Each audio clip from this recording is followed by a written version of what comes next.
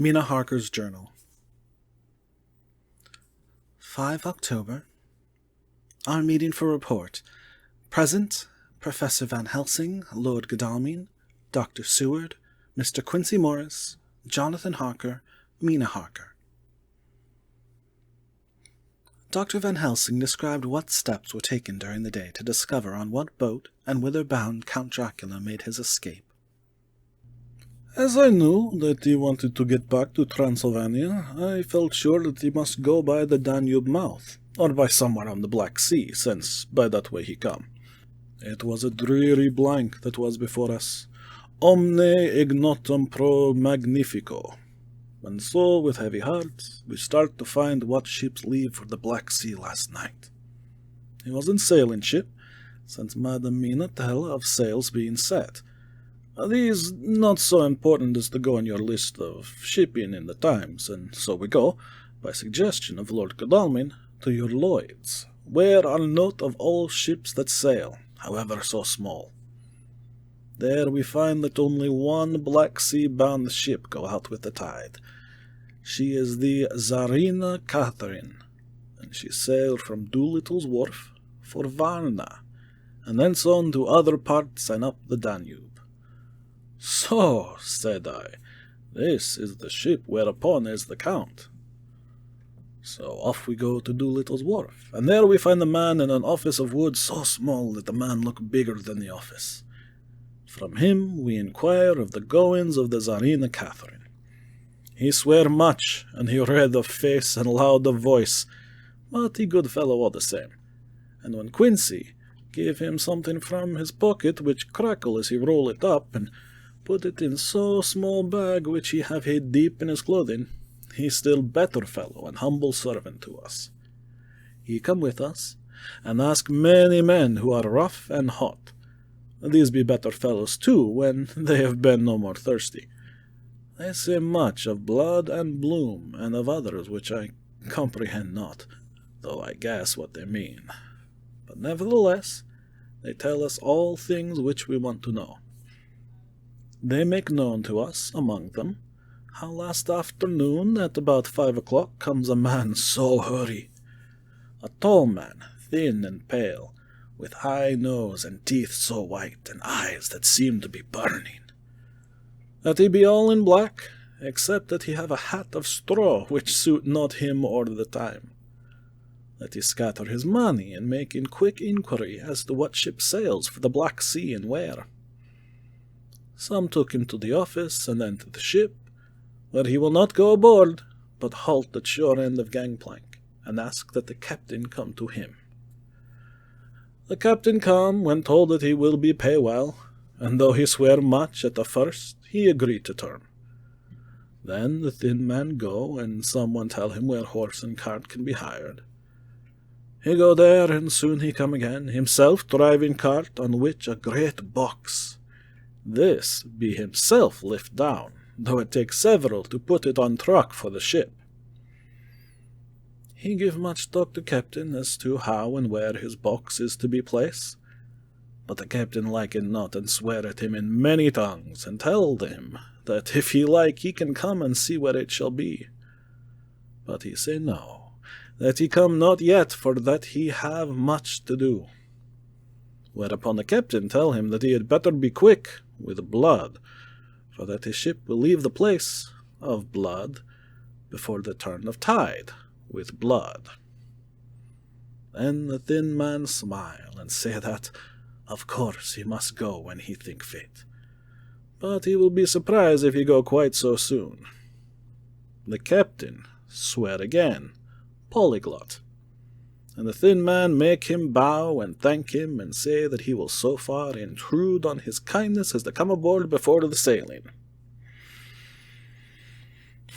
Final the captain, more red than ever, and in more tongues tell him that he doesn't want no Frenchmen, with bloom upon them, and also with blood, in his ship, with blood on her also. And so, after asking where there might be close at hand a ship where he might purchase ship forms, he departed. No one knew where he went, or bloomin' well cared, as they said, for they had something else to think of. Well, with blood again, for it soon became apparent to all that the Tsarina Catherine would not sail as expected. A thin mist began to creep up from the river, and it grew and grew, till soon a dense fog enveloped the ship and all around her. The captain swore polyglot, very polyglot with bloom and blood, but he could do nothing. The water rose and rose, and he began to fear that he would lose the tide altogether.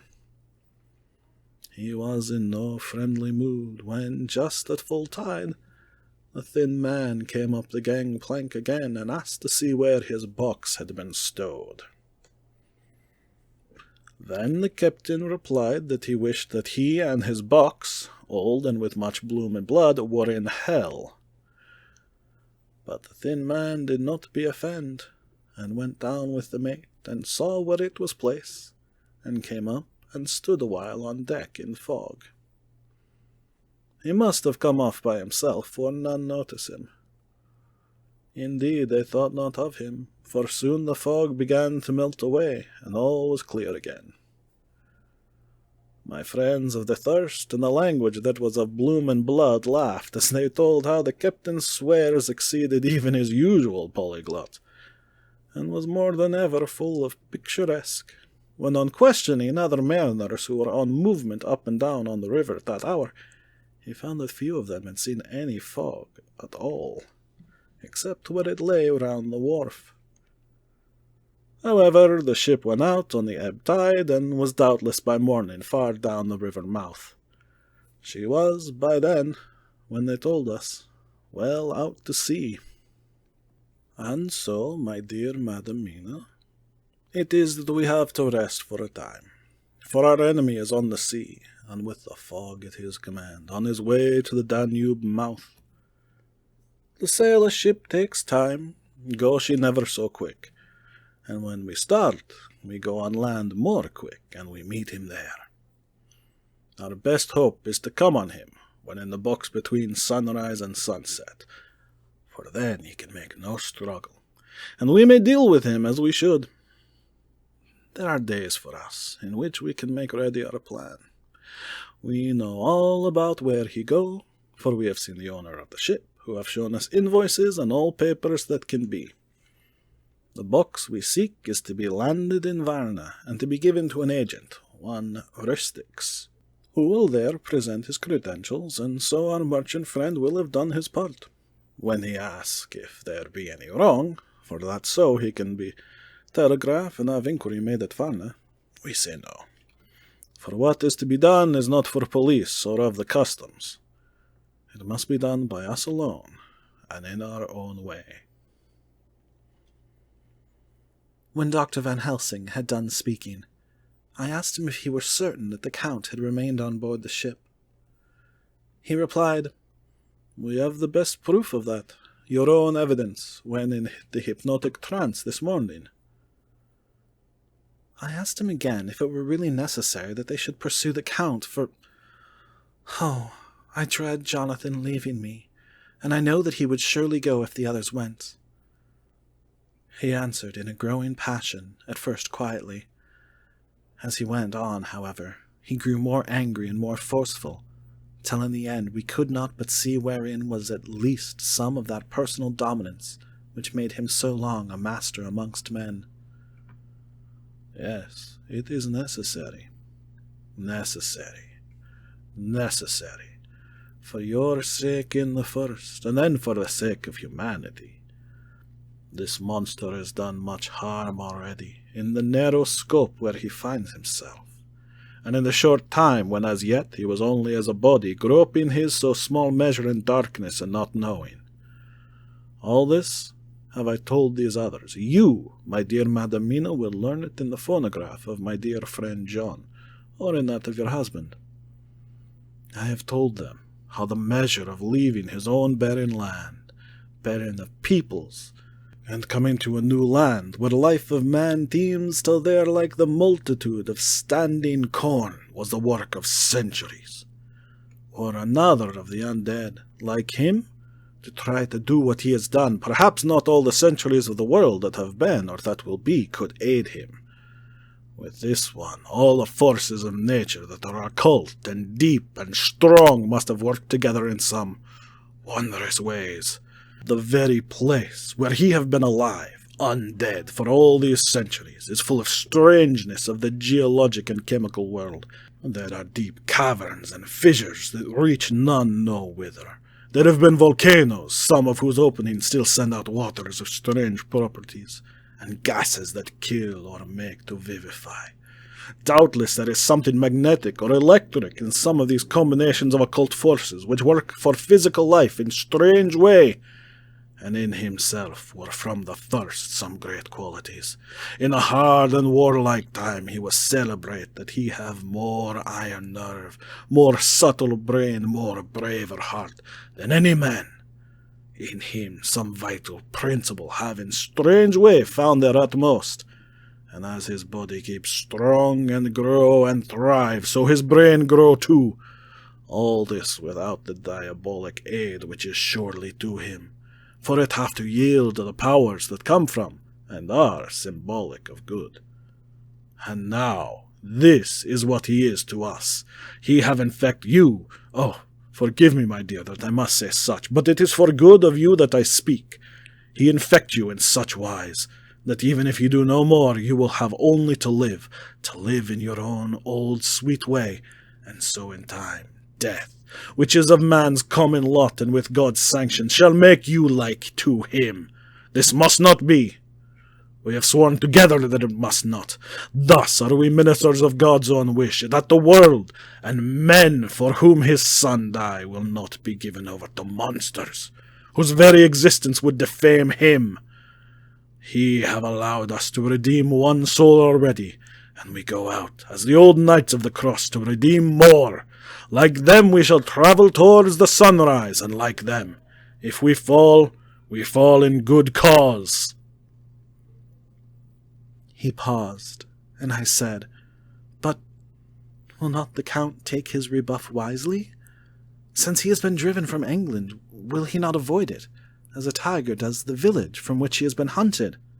Aha, he said, your simile of the tiger good for me, and I shall adopt him.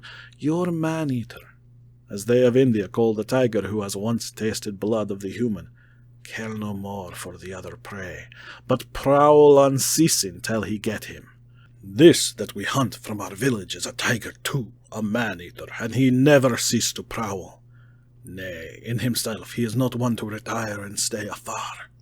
In his life, his living life, he go over the Turkey frontier and attack his enemy on his own ground. He be beaten back, but did he stay? No. He come again, and again, and again. Look at his persistence and endurance. With the child brain that was to him, he have long since conceived the idea of coming to a great city. What does he do? He find out the place of all the world most of promise for him. Then he deliberately set himself down to prepare for the task. He find in patience just how is his strength and what are his powers. He study new tongues. He learn new social life, new environment of old ways, the politic, the law, the finance, the science, the habit of a new land and a new people who have come to be since he was. His glimpse that he have had whet his appetite only and enkeen his desire. Nay, it help him to grow as to his brain, for it all proved to him how right he was at the first in his surmises. He have done this alone, all alone, from a ruined tomb in a forgotten land. What more may he not do when the greater world of thought is open to him? He that can smile at death as we know him, who can flourish in the midst of diseases that kill off whole peoples. Oh, if such an one was to come from God and not the devil, what a force for good might he not be in this old world of ours? But we are pledged to set the world free. Our toil must be in silence, and our efforts all in secret, for in this enlightened age when men believe not even what they see, the doubting of wise men would be his greatest strength. It would be at once his sheath and his armor, and his weapons to destroy us, his enemies, who are willing to peril even our own souls for the safety of one we love, for the good of mankind, and for the honor and glory of God. After a general discussion, it was determined that for tonight nothing be definitely settled, that we should all sleep on the facts and try to think out the proper conclusions. Tomorrow, at breakfast, we are to meet again, and after making our conclusions known to one another, we shall decide on some definite cause of action. I feel a wonderful peace and rest tonight. It is as if some haunting presence were removed from me. Perhaps my surmise was not finished. Could not be. For I caught sight in the mirror of the red mark upon my forehead, and I knew that I was still unclean. Dr. Seward's Diary. 5th October. We all rose early, and I think that sleep did much for each and all of us. When we met at early breakfast, there was more general cheerfulness than any of us had ever expected to experience again. It is really wonderful how much resilience there is in human nature. Let any obstructing cause, no matter what, be removed in any way, even by death, and we fly back to first principles of hope and enjoyment. More than once, as we sat around the table, my eyes opened in wonder whether the whole of the past days had not been a dream. It was only when I caught sight of the red blotch on Mrs. Harker's forehead that I was brought back to reality. Even now, when I am gravely revolving the matter, it is almost impossible to realize that the cause of all our trouble is still existent. Even Mrs. Harker seems to lose sight of her trouble for whole spells. It is only now and again, when something recalls it to her mind, that she thinks of her terrible scar. We are to meet here in my study in half an hour and decide on our course of action. I see only one immediate difficulty. I know it by instinct rather than reason. We shall all have to speak frankly. And yet I fear that in some mysterious way poor Mrs. Harker's tongue is tied. I know that she forms conclusions of her own, and from all that has been I can guess how brilliant and how true they must be. But she will not, and cannot, give them utterance. I have mentioned this to Van Helsing, and he and I are to talk it over when we are alone. I suppose it is some of that horrid poison which has got into her veins beginning to work. The Count had his own purposes when he gave her what Van Helsing called the vampire's baptism of blood. Well, there may be a poison that distills itself out of good things. In an age when the existence of Termines is a mystery, we should not wonder at anything.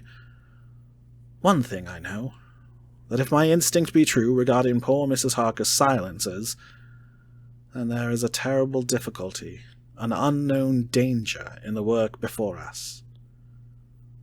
The same power that compels her silence may compel her speech. I dare not think further, for so I should in my thoughts dishonor a noble woman.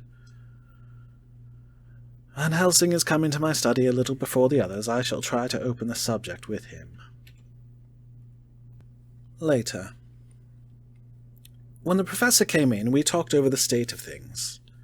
I could see that he had something on his mind which he wanted to say, but felt some hesitancy about broaching the subject. After beating about the bush a little, he said suddenly, "Friend John, there is something that you and I must talk of alone, just at the first at any rate. Later we may have to take the others into our confidence." Then he stopped. So I waited. He went on.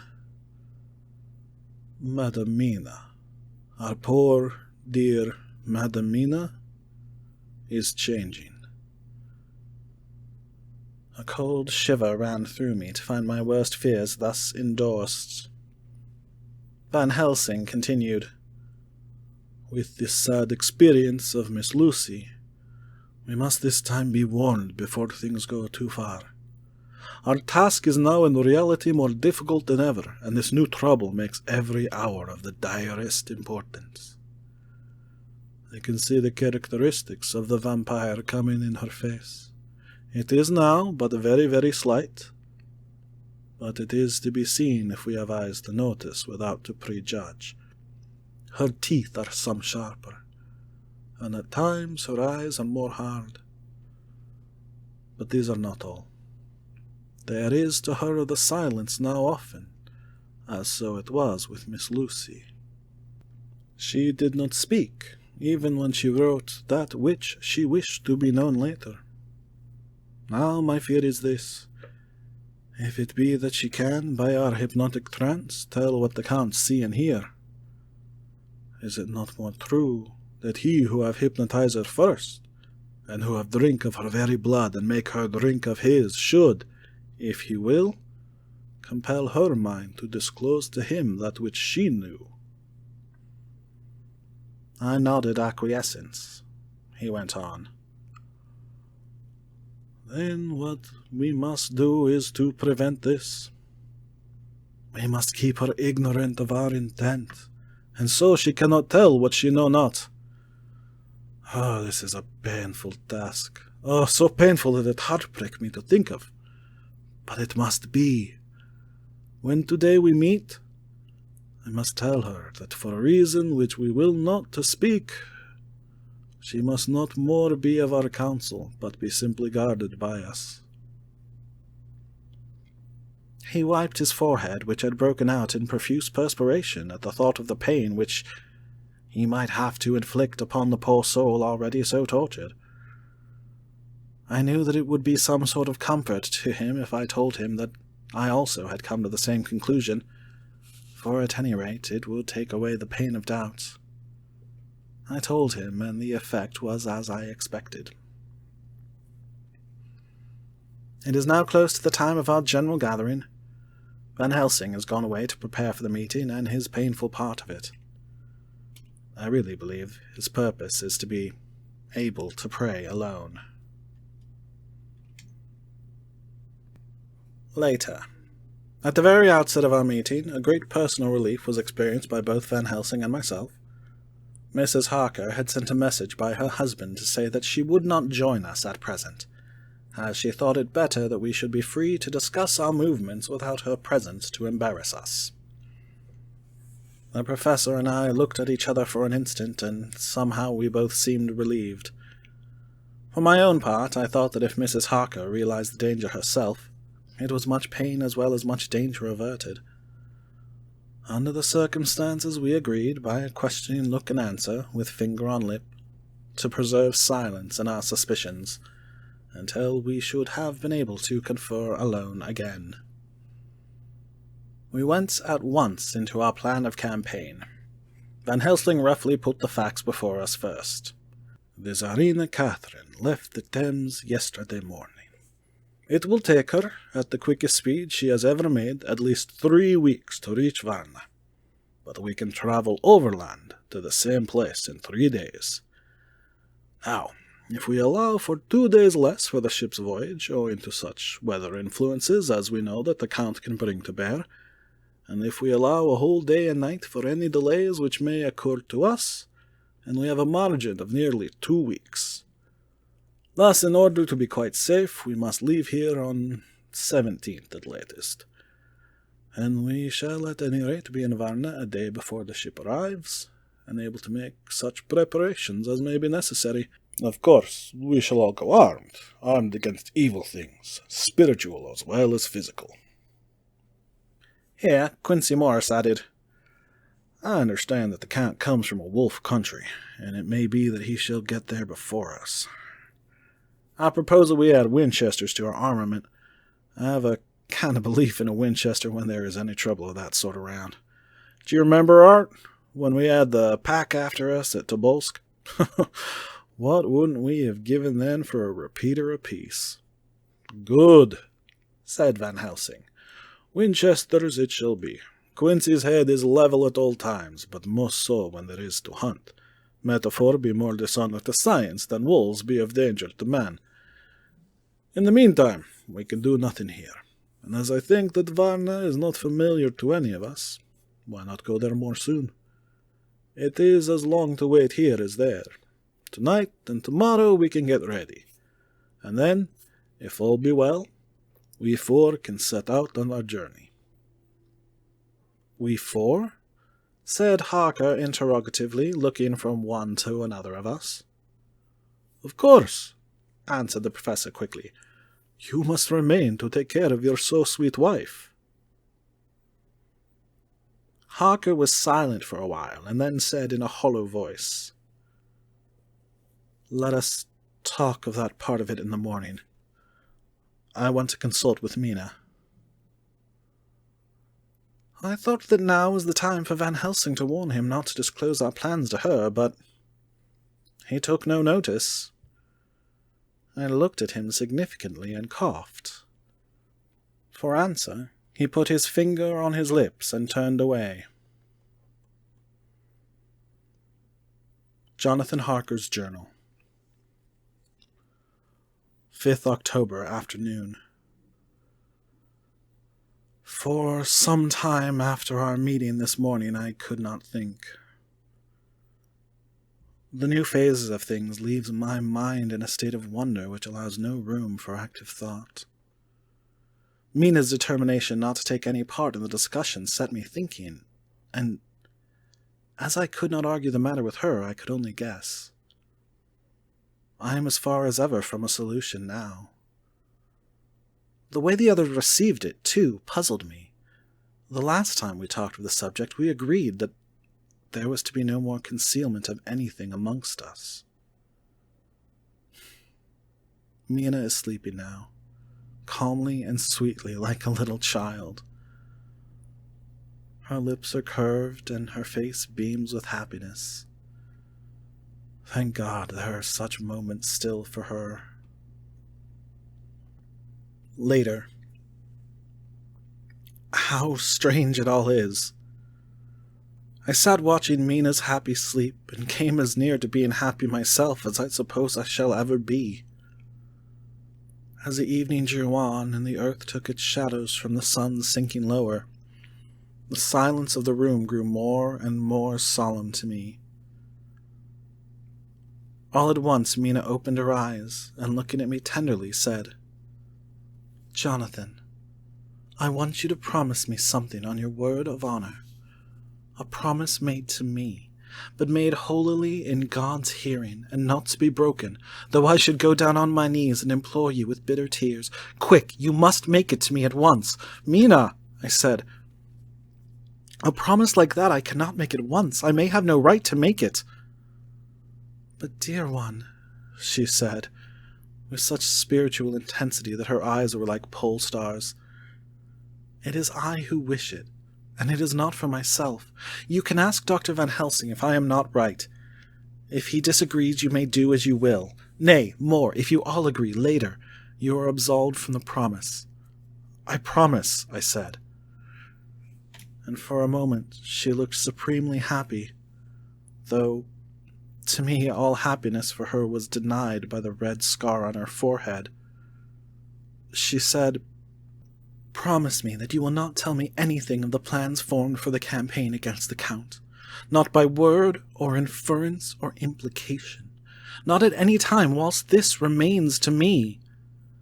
And she solemnly pointed to the scar.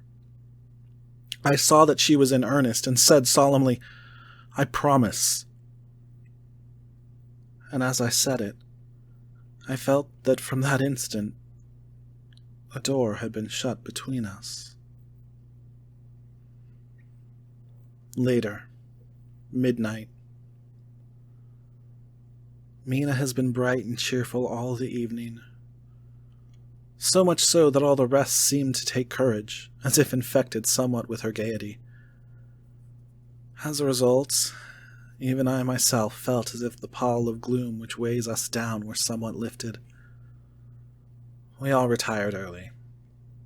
Mina is now sleeping like a little child, It is a wonderful thing that her faculty of sleep remains to her in the midst of her terrible trouble. Thank God for it, for then at least she can forget her care. Perhaps her example may affect me as her gaiety did tonight. I shall try it. Oh, for a dreamless sleep.